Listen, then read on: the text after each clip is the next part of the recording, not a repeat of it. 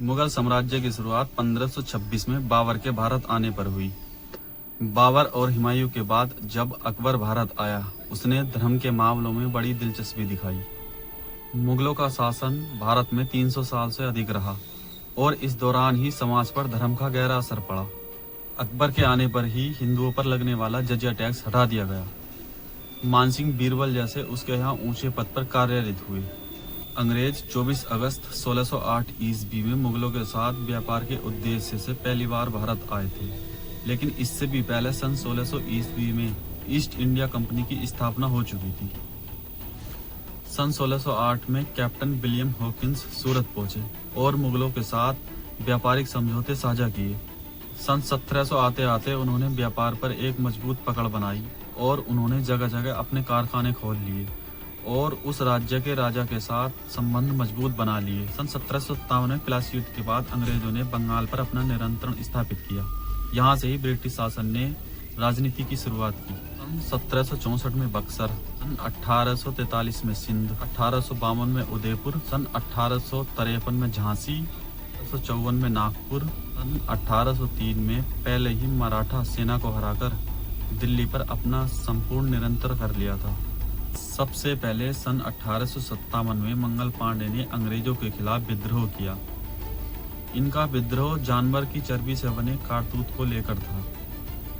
1857 में ही संत राम सिंह कूका ने ब्रिटिश वस्तुओं और ब्रिटिश सरकार का सहयोग करने वालों का खुलकर बहिष्कार किया।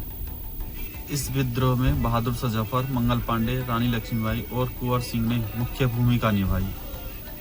यह पहला ऐसा बहिष्कार था जिससे अंग्रेजों को लगा कि उनका राज खतरे में आ गया और यह बहिष्कार धीरे धीरे पूरे देश में फैल गए। दिल्ली विद्रोह का नेतृत्व बहादुर शाह जफर कर रहे थे। बैरकपुर मंगल पांडे, कानपुर विद्रोह का नेतृत्व अन्ना साहब, राव साहब, बेगम हजरत महल, बिहार कुंवर सिंह संभाले हुए थे। सन 1905 आते आते इस विद्रोह ने एक खतरनाक मोड़ ले लिया जब यह बहिष्कार अंग्रेजी सरकार के नियंत्रण से बाहर जाने लगा। उसने डिवाइड एंड रूल की पॉलिसी में तेजी अपनाई। अंग्रेजों ने हिंदू मुस्लिम को एक दूसरे से लड़वाया। लॉर्ड कर्जन ने 1905 में बंगाल को 2 हिस्सों में बांट दिया, मुस्लिम बहुल पूर्वी बंगाल, हिंदू बहुल पश्चिम बंगाल। इसका मकसद हिंदू मुस्लिम एकता को तोड़ना था। इसका विरोध होने पर 1911 में इसको वापस लेना पड़ा। 1906 में अंग्रेजों ने मुस्लिम नेताओं को कांग्रेस से अलग करके एक नई पार्टी बनाने की सलाह दी और वो ऐसा करने में सफल हो गए। 1906 में मुस्लिम लीग की स्थापना हुई और यहाँ से 2 राष्ट्रीयों की विचारधारा की शुरुआत हुई। ब्रिटिश सरकार ने 1909 में मिंटे मार्ले सुधार नामक कानून बनाया, सेपरेट इलेक्टोरेट। मिंटे मार्ले कानून के तहत मुस्लिम वोटर सिर्फ मुस्लिम उम्मीदवार को ही वोट कर सकता था, वैसे ही हिंदू वोटर सिर्फ हिंदू उम्मीदवार को ही वोट कर सकता था। यह बहुत बड़ा कारण बना हिंदू मुस्लिम को अलग अलग करने का। 1920 से 1930 तक अंग्रेजों ने काफी सारे दंगे कराए। 1921 में मालाबार का दंगा कराया, 1924 में कोहाट का और 1931 में कानपुर का दंगा कराया।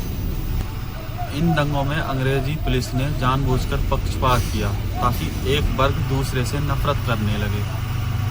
ब्रिटिश प्रधानमंत्री रैमसे मैकडोनाल्ड ने 1932 में कम्युनल अवार्ड बिल पास किया। इस बिल के दौरान अपनी जाति के वोट अपनी जाति के उम्मीदवार को ही दे सकते थे।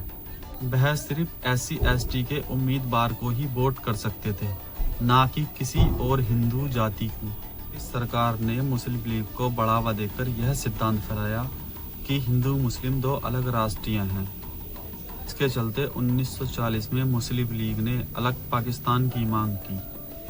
14 अगस्त 1947 को पाकिस्तान वजूद में आया और इसके पहले प्रधानमंत्री लियाकत अली खान बने।